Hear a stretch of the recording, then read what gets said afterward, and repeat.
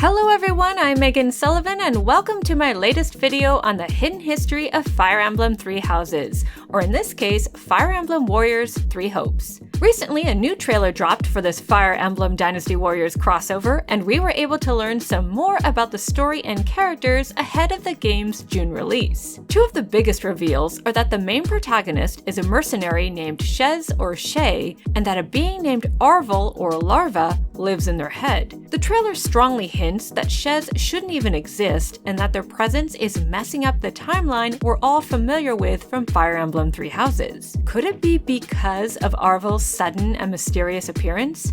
We won't know for sure until the game's release, but by taking a closer look at this mysterious new character, we might be able to puzzle it out right now, and learn some history along the way. Now, the first thing you might have noticed about this character is that she has two names.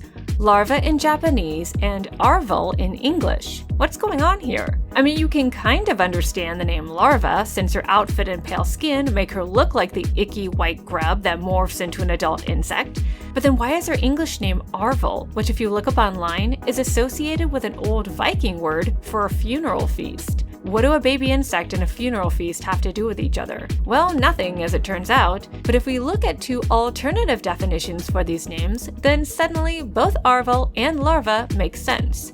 You see, both of these words come from ancient Latin and are tied to ancient Roman religion, which fits the naming convention in Fire Emblem Three Houses perfectly. How? Well, if you're familiar with my series on the hidden history of Fire Emblem Three Houses, you know that a lot of the characters are named after various Celtic, Egyptian, or Greco-Roman deities and/or legendary figures. Sothis, for example, is an alternative Greek name for the ancient Egyptian star goddess Sobdet. Rhea's name is connected to a powerful earth goddess who may predate the Olympians of ancient Greece, and many of those that slither in the dark are named after ancient Greek philosophers. And as I explained in my series, these names aren't just chosen at random. They sometimes hint at the powers and personality of a character or who they're aligned with. And now we have another possible connection to ancient history in the form of Arval, aka Larva. And I think, and this is just a theory, we can use this ancient connection to puzzle out whether or not Arval is a being we should trust. And I'll be honest, currently, all signs point to no. I think Arval, aka Larva, is aligned with, or possibly sympathetic to, the Agarthans, and could be extremely dangerous. Dun dun dun! Now some people might be like, well yeah, I mean, she looks kind of evil. Her eyes are red, she's pale like an Agarthan, and the symbol on her clothes matches the symbol you see on Kronia's outfit, who as we all know is one of the members of those that slither in the dark. Oh, and you can see on the box art, she's glaring at Sothis, so the visuals alone are kind of a clue. But here's the thing, the name Larva is also a huge red flag. You see, the ancient Romans believed that larvae, which comes from the Latin word for mask or possibly ghost, were restless and dangerous spirits of the underworld. The 3rd century philosopher Plotinos claims that they were people who had led wicked lives and became demonic spirits upon their death, while Pliny calls them, quote, the tormentors of the dead.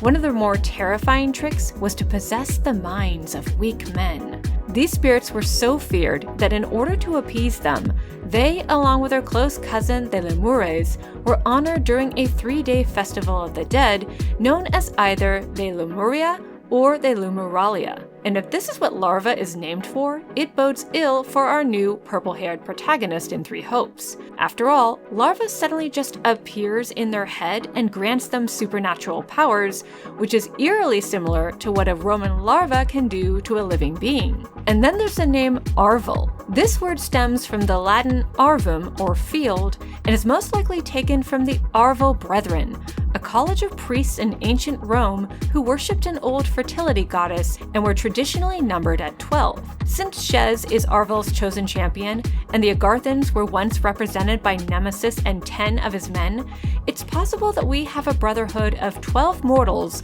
who over different centuries have been manipulated by those that slither in the dark, perhaps at the behest of Arval herself. But that last part is a pretty big stretch, and we don't actually know that Larva/Arval is evil. Maybe she has nothing to do with the Agarthans and is actually a force for good that's just misunderstood. But how can we prove that Arval is, or at least was, a benevolent deity? Let's go back and take another look at the name Arval. As I mentioned earlier, the word Arval is most famously connected to the Arval Brethren, a college of priests in ancient Rome who presided over a yearly spring festival called the Ambervalia, held in honor of the goddess Deidea and involving multiple animal sacrifices, offerings of incense and wine, a series of races, dancing and singing, rolling jars down hills, and other various rituals. This annual festival to Deidea was hugely important and lasted for nearly 4 centuries until the Christian emperor Theodosius prohibited the worship of pagan gods around 391 AD. Okay, but who is Deidea, and how does she tie into the character of Arval? Well, the truth is we don't know very much about Deidea, whose name simply means celestial goddess or daylight goddess. But there's evidence to support that she was worshipped at least as early as the 3rd century BCE at a sacred grove known as the Lucus Deidea, about 5 miles outside of Rome in what is now the modern district of La Magliana. Considering that it was forbidden to use iron in her sacred grove, and at least some of her rituals were very ancient, it's possible Deidea was originally a Bronze Age goddess, whose light was beneficial to crops. But over time, her cult waned. That is, until it was suddenly revitalized by none other than Rome's first emperor, Caesar Augustus, who appropriated the ancient cult in order to promote his own dynasty. He thus appointed his favorite senators to be lifetime members of the ancient college of priests who served Deidea, and asked them to make sacrifices and offer up prayers for the safety and well-being of himself and his family, which of course they did. But they also continued their core function as worshippers of Deidea. Now, although Deidea was a celestial goddess, she was very strongly tied to agriculture, as is attested by the Acta Arvalia, a series of meticulous records kept by her priests. Over time, she was associated with various chthonic, that is to say earthly, deities like Ceres, Force Fortuna, Ops, the Simones, the Lares, and Acca Laurentia, the foster mother of Romulus and Remus, in whose honor the Arval Brethren were supposedly founded. And this is where things get interesting, because the Lares I just mentioned are the opposite of the terrifying larvae. Lares were essentially the benevolent spirits of people's ancestors who guarded the family home. During the Ambervalia, the Lares were actually invoked in a hymn along with other deities to protect the community from evil, while their mother, Matrilarum, was honored with an ancient ritual in which the Arval priest rolled jars down a hill in order to, quote, provide a meal for the mother of the Lares. In other words, the Lares, their mother, and the goddess they're connected to, Deidea, were all considered benevolent deities that protect the harvest as well as the local populace from harm. Could it be then that Arval and Three Hopes is benevolent like Deidea and the Lares? Is she in fact a protector of a 5th house in Fire Emblem, the Ashen Wolves being the 4th?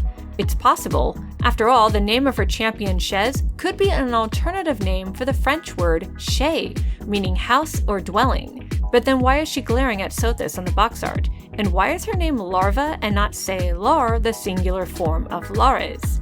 Well, maybe she was once a benevolent deity like Sothis, but like Rhea is consumed by vengeance, which is possible since Sothis does talk to someone in the reveal trailer about wanting revenge to, quote, slake their rage and heal their wounded heart. And since Sothis only talks to Byleth and we're not playing as Byleth, and she can't be talking to Chez because Sothis only talks to Byleth, that just leaves Arval, who, if she's associated with the Agarthans, may be out to avenge her people after they lost a war to the Nabateans and suffered from a catastrophic flood known as the Despair. It's also possible that since Sothis is referred to as a quote-unquote false god in old records found in the Abyss, Arval wants to re-establish her cult after the Church of Seros erased it, and every other native religion, from the history of Fodlan. But no matter what her intention is, it's clear that Chez, or Shay, is a vehicle she's using to carry out her plan. By the way, could Chez or Shay be related to Arval the way that Byleth is related to both Rhea and Sothis? Maybe. They're pale and have red eyes like Arval, and Shez has a job class called Flügel, which means wing or wings in German, which could simply be a reference to the fact Shez can wield two wing-like swords, but could also represent the celestial nature of the deity who's lending the protagonist their power. But whether our new hero is related to Arval or not, it's likely they're in way over their head. There's just something not adding up about their existence, and I think Arval has something to do with it. I guess we'll find out soon enough. But that's enough speculation from me. What do you think? Is Arval good? Is Arval bad? Are you excited for Fire Emblem Warriors 3 Hopes? Let me know in the comments below. Thanks so much for supporting History in Games, everyone. See you later!